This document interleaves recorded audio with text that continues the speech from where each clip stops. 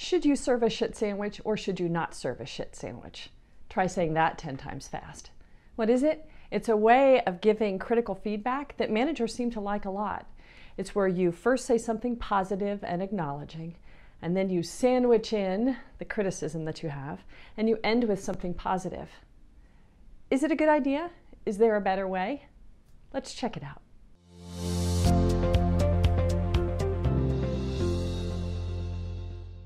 Hi, I'm Lydia Richards, CEO of Teamworks, where we create self-aware, follow-worthy frontline managers in a 13-hour program.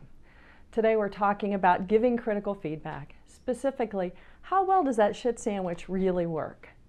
We've had more than 500 managers go through our programs, and each time we come to the feedback section, I ask people, do you use the shit sandwich approach? And many say yes, that they feel like it works pretty well.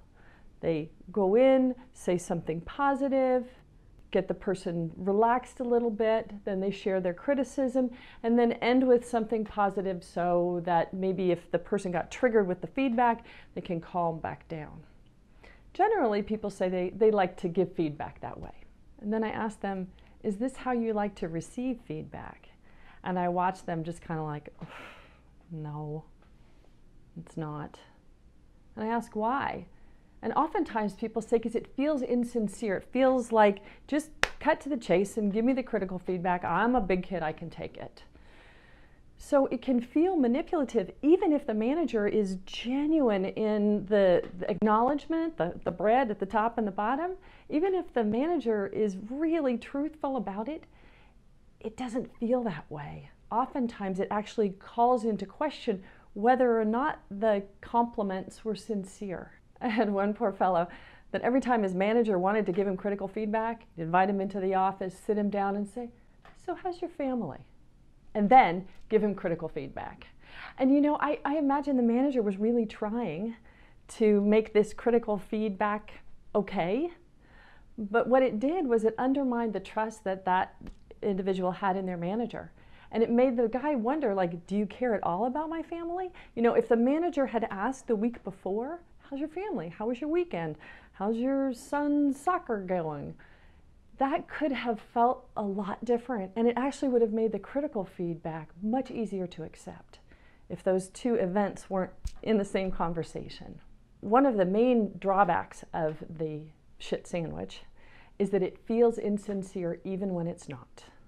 The second drawback of the shit sandwich has to do with the ratio of positive to negative feedback. I covered this in greater depth in a video called Zip It When Not to Give Feedback.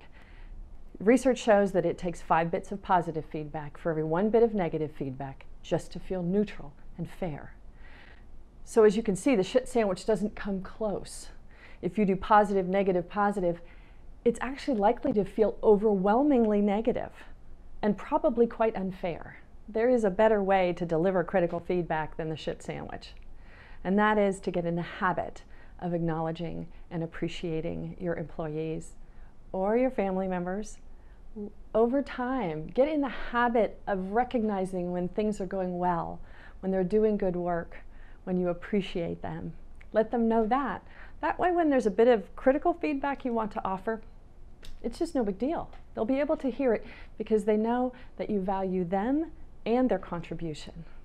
This is just a little snippet of our program Evolve for Managers, where we combine self-awareness training and management best practices. If you're in an industry that is labor intensive, you know that your success depends largely on how well your workforce is managed. I would love to show you how great your managers can be.